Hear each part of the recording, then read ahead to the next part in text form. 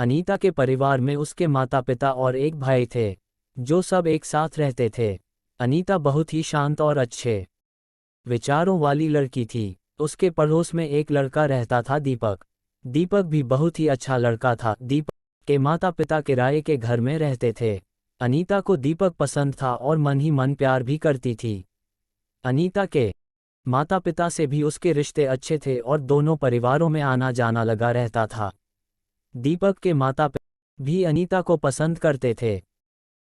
एक दिन अनीता के पिता को पता चला कि दोनों एक दूसरे से प्यार करते हैं, तो उन्होंने सबकी सहमति से शादी पक्की कर दी।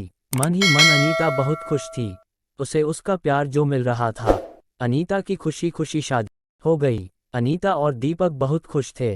दोनों ने अपनी नई जिंदगी की शुरुआत बहुत अच्छे से किया।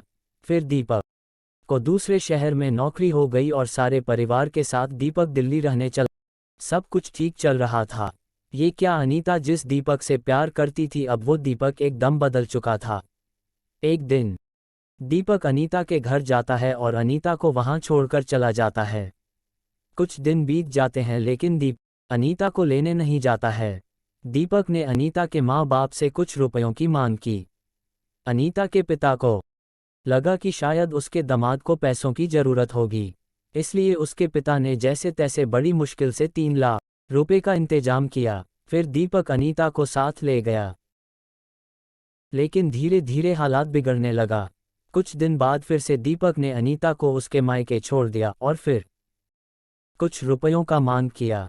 अब अनीता के पिता को लगा कि अनीता की जिंदगी का सवाल है, तो उन्होंने से कर्ज लेकर कहीं से पैसे इकट्ठे किए और दीपक को दे दिए। अनीता पूरी तरह से टूट चुकी थी।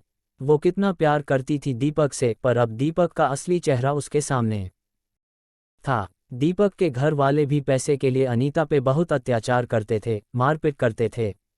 एक बार अनीता ने अपने माता पिता से पैसे मांगने से मना किया तो उसके पति ने उस घर से निकाल दिया। अनीता अपने माता पिता के घर चली गई और दीपक पे मुकदमा दर्ज कराया, लेकिन दीपक अनीता को लेने नहीं आया। अनीता अपने माता पिता पे बोझ बनना नहीं चाहती थी। उसके एक स्कूल में पढ़ना शुरू किया। अब वो अपनी जिंदगी जी रही थी, लेकिन हर लड़की चाहती है कि वो अपने पति के साथ खुशी खुशी रहे। अनीता हर बार दीपक फोन करती और गिड़गिड़ाती। उसने दीपक को माफ़ भी करने का फैसला ले लिया था, लेकिन दीपक नहीं मानता था। अनीता दीपक से अब भी प्यार करती थी। एक दिन अनीता शाम को घर आ रही थी, तभी उसके दीपक को फ़ोन किया और बोली, मैं तुमसे बहुत प्यार करती हूँ, मुझे अपने साथ ले चलो, हम अपनी ज़िंदगी का नए तरीके से शुरुआत करें। लेकिन दीपक नहीं माना और बुरा भला बोलने लगा। उस दिन अनीता को बहुत ठेस लगा। उसने कहा, मैं मर जाऊंगी।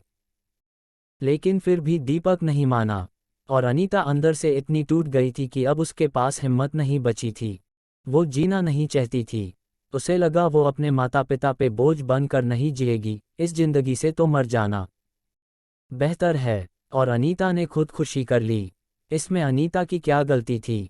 और उसके माँ बाप जो कि अपने बच्चे के आने का राह देख रहे थे, लेकिन अब अनीता लौट कर नहीं आने वाली थी।